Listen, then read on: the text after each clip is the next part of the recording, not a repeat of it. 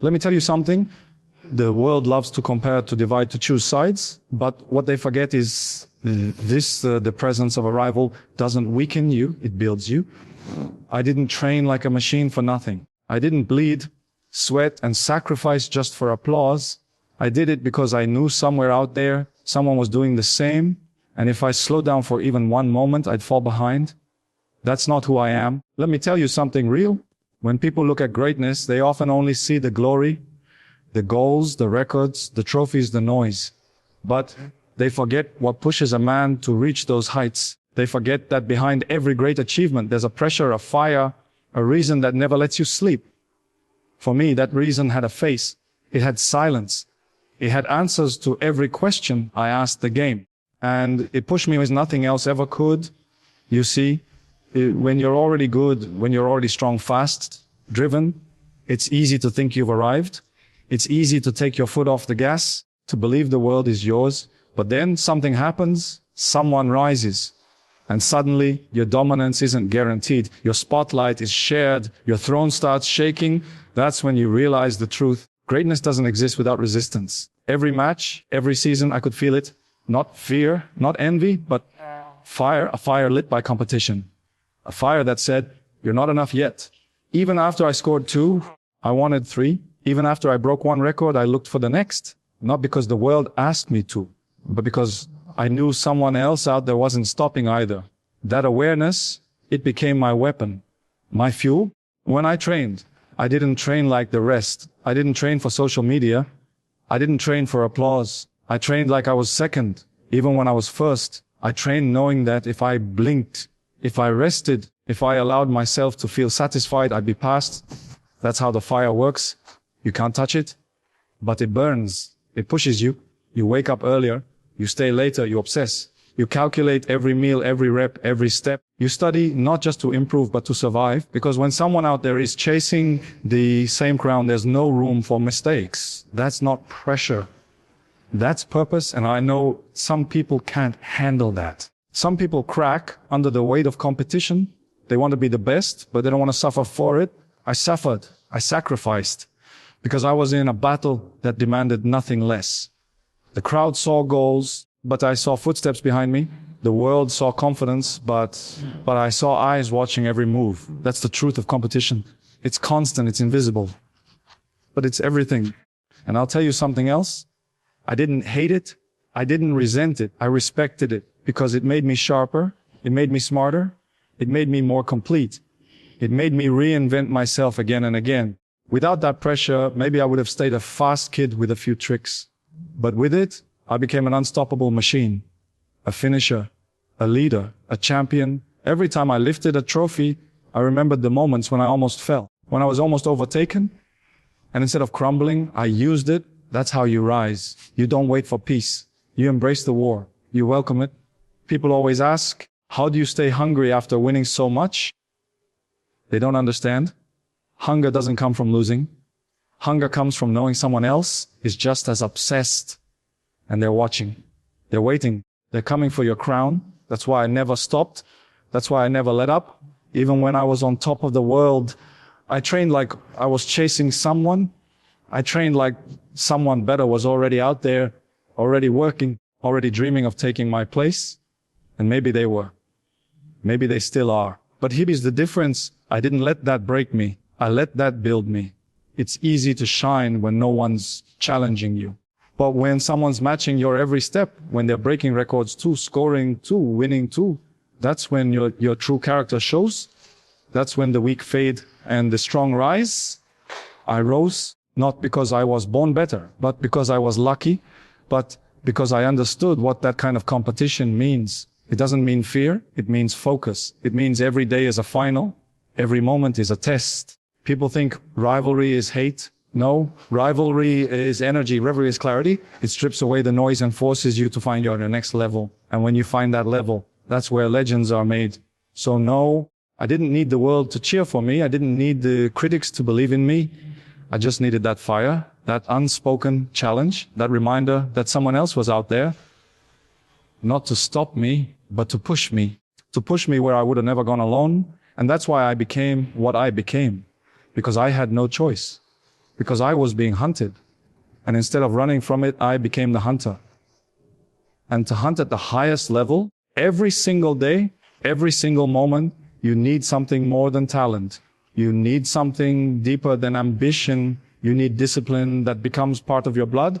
Discipline that doesn't ask how you feel, doesn't wait for motivation, and doesn't allow excuses. That's what separates champions from the rest.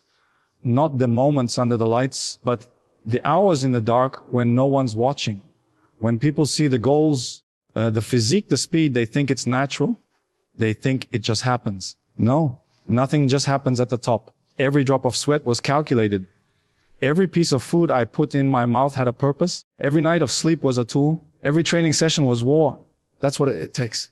Not once, not sometimes, but every single day. Because the moment you relax, the moment you believe you've done enough, that's when someone else passes you.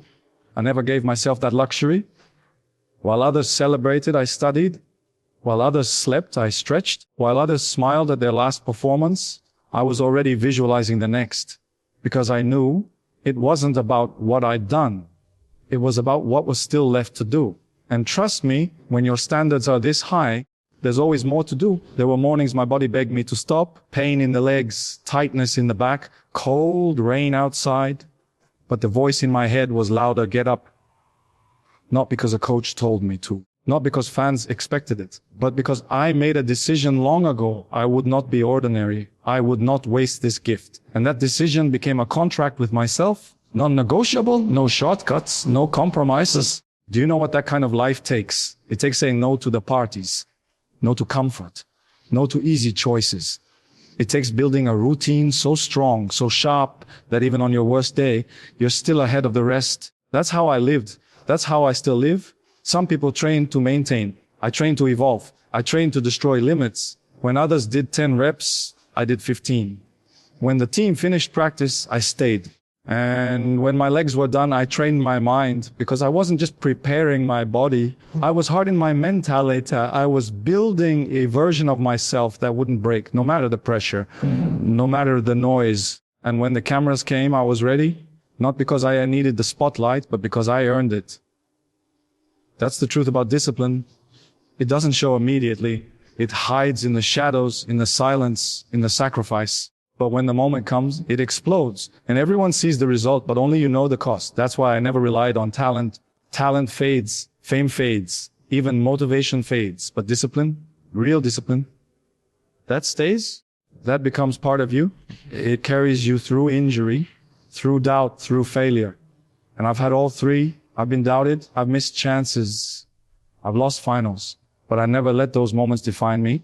Because I was prepared, I was ready to suffer, I was built to respond. Every great performance you've seen from me, it started months before, in silence, in repetition, in discipline, when no one clapped, when no one noticed. But I noticed, I knew what was coming, and I made sure I'd be the one who showed up. People love the image of success, but they don't want the truth. The truth is early mornings. The truth is no days off. The truth is doing what most won't so you can live how most can't. That's how I lived. Yeah. Not to impress anyone, not to be liked, but because I made a promise to myself that I would be the absolute best version of what I could be. And I knew one thing, that the person trying to catch me was working too. He was improving. And if I wasn't better today than I was yesterday, then I was falling behind. That idea haunted me and it drove me. It sharpened my focus. It tightened my habits. It kept me accountable, even when no one was watching. Discipline is not a switch. It's a way of life, a decision you repeat until it becomes who you are. And once it's who you are, nothing can stop you. Not critics, not pressure, not age, because you don't need to rely on external things anymore. The fire comes from within. The hunger is automatic. The standard is set, and you never drop below it. And when you live like that, when you give everything, when you bleed for every inch of progress, something powerful happens. You start to recognize the same hunger in someone else. You see the work in their movement, the discipline in their decisions. And even though you're fighting for the same crown, you feel something rare, respect. Because only those who have lived in the fire can understand what it takes to stay there. People talk about rivalry like it's a war of hate. They want drama, they want division. But what they miss is this Real greatness doesn't come from hatred. It comes from mutual excellence. When two people are pushing themselves to the edge day after day, year after year, that's not war. That's evolution. That's two forces meeting, clashing, and rising because neither one will allow the other to slow down. Yeah, you feel it on the pitch. You feel it when you walk into the stadium and know that today average won't be enough, that good won't win. You need to be perfect. And not because of fear, but because of pride. Because you're not just proving something to the world, you're proving it to the only other person who understands the level you're playing at. The intensity, the obsession, the sacrifice, you know they're living the same life. Different country, different language, but the same codes, no excuses, no fear, no limits. So, even though I was always preparing to win, I was also prepared to be challenged. Not just by a team or a tactic, but by a mentality, by someone who would never let me take a breath, and that made me better. That made me sharper. That forced me to become more than just a player. It forced me to become a student of the game, a master of the small details. It's funny. People think competition divides, but real competition at the highest level connects in ways words can't describe. When you look at someone who's been through the same grind, the same expectations, the same pressure, you can't help but respect what they've built. And even if you want to beat them every time, even if you're chasing records, goals, trophies, deep down, you know, this person is part of your story. Without them, maybe you still become great, but not like this, not this focused, not this focused, not this precise, not this relentless. Because when someone is that good and they refuse to slow down, you're forced to make a choice. Either you level up or you fall behind. And I never planned on falling behind. So I studied everything, movement, positioning, finishing, breathing, mindset. I pushed myself to create new dimensions to my game. Not because I wasn't already at the top, but because I knew that someone else was adding layers too. I wasn't competing with the past. I was competing with now. That kind of energy doesn't just challenge your skills. It forges your character. It makes you play with heart when your legs are gone. It makes you chase down one more run, one more ball, one more inch. Not because anyone's watching, but because someone like you would never let it go. And there's something beautiful in that. Something deeper than rivalry. Because only a few in the world will ever know what that feels like. To carry the pressure, the hope, the expectation, and still rise again and again. And when you see someone else doing it, you can't help but nod, even in silence, even in battle, you nod because they've earned it. Every time I stepped on that field, I knew I wasn't alone. There was someone else chasing, driving, testing limits, just like me. And because of that, I couldn't afford to be average. I couldn't afford to settle. Not for 1 second, because the moment I did, the whole balance could shift. So I didn't settle. I soared. I raised my standards. And in doing so, I saw them raise theirs. That's the beauty of it. When two people are obsessed with being the best, neither one loses. Both rise. And the whole world watches history being written in real time. That's not just competition. That's connection through greatness. That's two stories tangled by destiny, pushing each other higher without even needing to speak. Just performance, just results. Just the deepest form of respect earned in silence and proven on the pitch. And when it's proven like that, over and over, season after season, you begin to realize something. This isn't just a game anymore. This is transformation. This is evolution right in front of the world. What started as competition turns into a mirror, showing you what you can become, what you must become if you want to survive at that level. Because staying the same is death. When you've hit the top, the world expects perfection. Every mistake is magnified. Every slip is a headline. And the truth is, pressure doesn't decrease at the top, it multiplies. So how do you survive that? You evolve, you adapt, you don't just improve, you reinvent. There were moments in my career where the pace of the game changed. Defenders grew smarter, systems became tighter. If I kept playing the same way, I'd have been figured out. But that's not how champions operate. Champions don't wait to be exposed. They evolve before they're forced to. They stay ahead of the curve. And that kind of reinvention doesn't come from comfort. It comes from necessity, from being chased, from knowing there's someone just as relentless right behind you. I had to look at myself and say, what can I add? What part of my game is missing? What weapon do I not have yet? And then I built it, piece by piece, year by year. Speed, power, precision, positioning, leadership. Every area mattered. Because if I didn't adapt, I'd be replaced. Not by the system, not by time, but by the other side of that rivalry, that kind of growth. It's brutal. You have to kill off old versions of yourself. You have to be honest about your weaknesses. You have to throw away what used to work and build something new without any guarantee it'll succeed. That's not easy. But that's how legends are made. And I never did it for praise. I did it because I saw someone else evolving too. He wasn't slowing down. He was getting smarter, stronger, more efficient. So what was my choice? Stay the same and get left behind? No. I chose war with myself. I chose to become unpredictable, to expand my game until no one could read me, until there was no area I didn't control. That's what elite rivalry does to you. It forces you to never be satisfied. It forces you to grow into something new again and again, until you're almost unrecognizable from the player you used to be. Look at the early version of me, and then look at the one who came years later, stronger, sharper, more focused, more complete. That wasn't an accident. That was strategy. That was work. That was evolution under pressure. The biggest lie people believe is that greatness is fixed.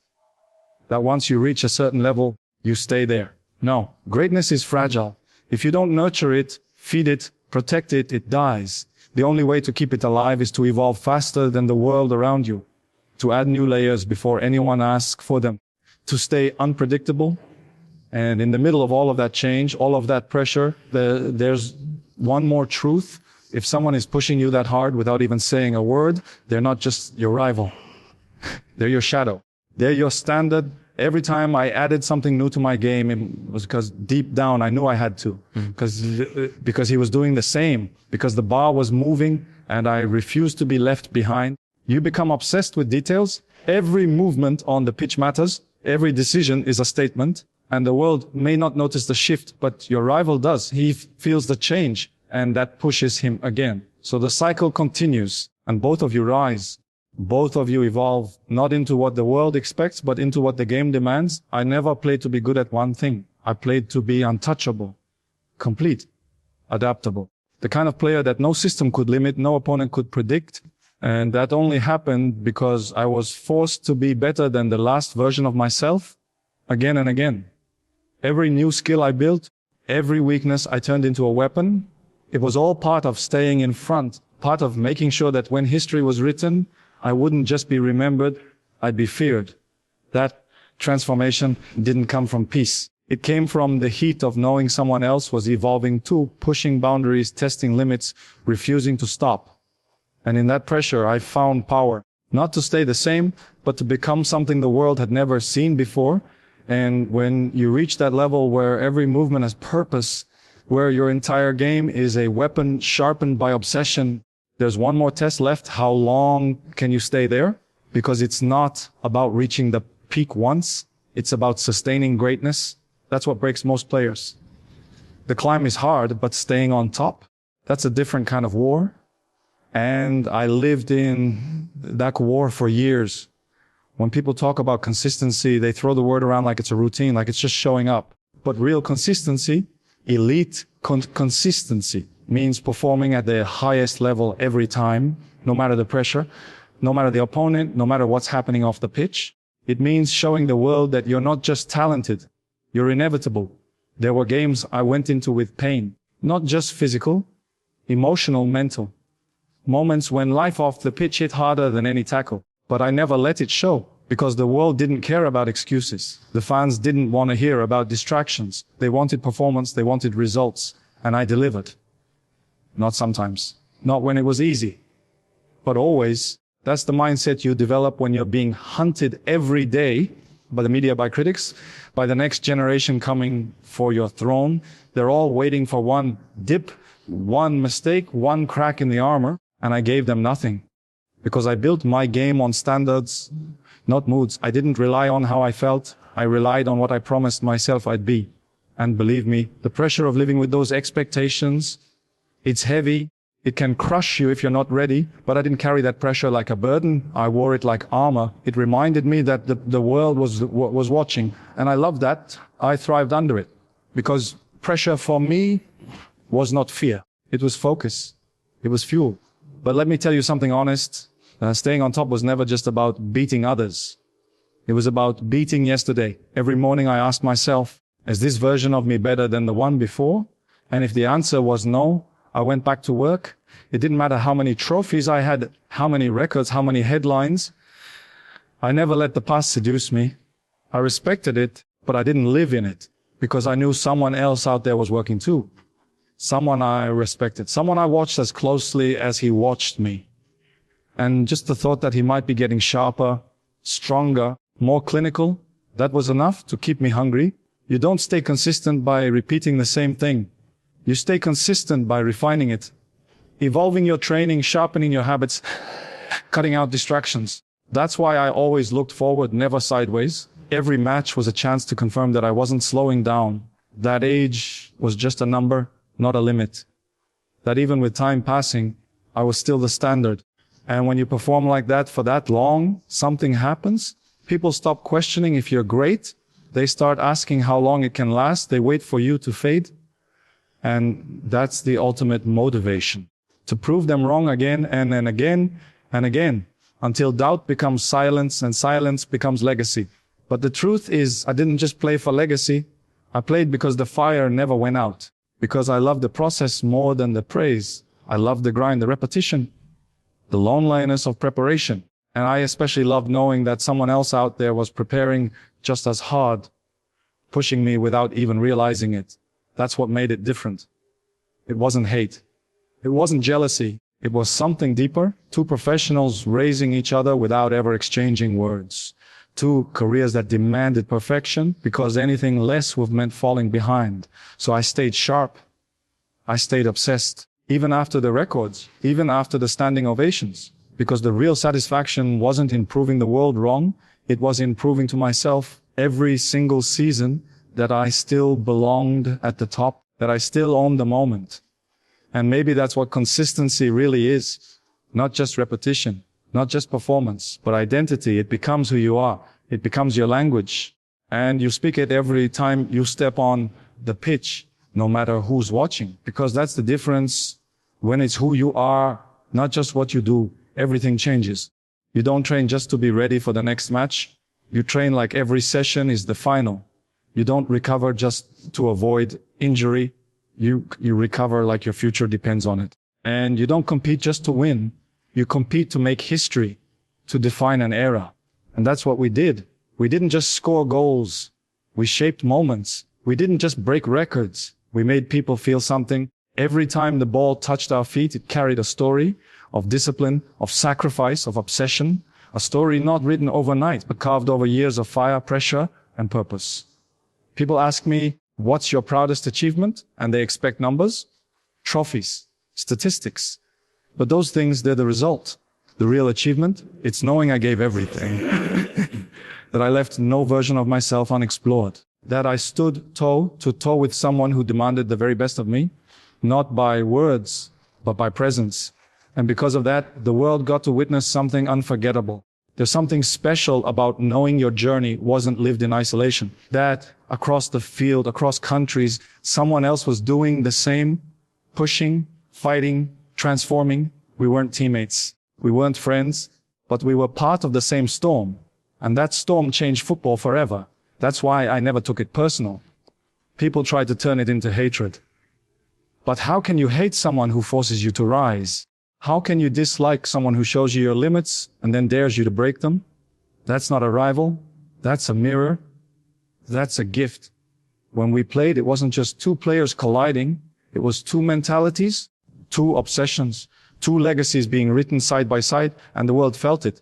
You could see it in the fans' eyes, hear it in the stadiums, that electricity, that anticipation, because they knew something rare was happening. Two careers running parallel, lifting each other with every touch, every goal, every moment. And when people talk about greatness, they often speak like it's a solo thing, like one man climbs the mountain alone. But that's not the full picture. True greatness happens when you're pushed to go where you didn't even know you could. And sometimes the one pushing you is the one you're trying to outshine. That's why I never needed to speak his name. I felt his presence without it. Every award I won, I knew he was coming for the next one. Every time I set a new mark, I knew he wasn't far behind. That silent push, that quiet resistance, it made me sharper, it made me complete, and that's what the world witnessed. Two careers moving like magnets, pulling, resisting, aligning, not in chaos, but in rhythm. Every goal I scored felt heavier because I knew it had to be more than good. It had to be definitive. Every match I played, I carried the weight of comparison. And instead of breaking under it, I thrived. Because when the standard is that high, when every movement is measured, when every mistake is a headline, you can't afford to blink. You can't afford to be average. You have to stay obsessed. And you do it not just for yourself, but because you know someone else is doing it too.